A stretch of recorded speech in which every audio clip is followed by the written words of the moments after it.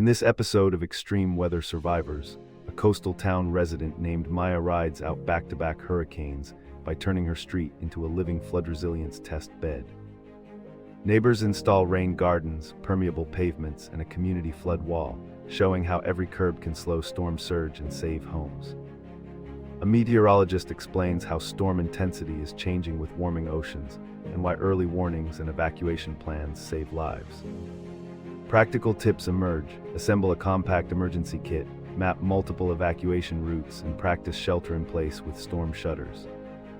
The episode honors resilient people and wildlife sharing the landscape in harmony.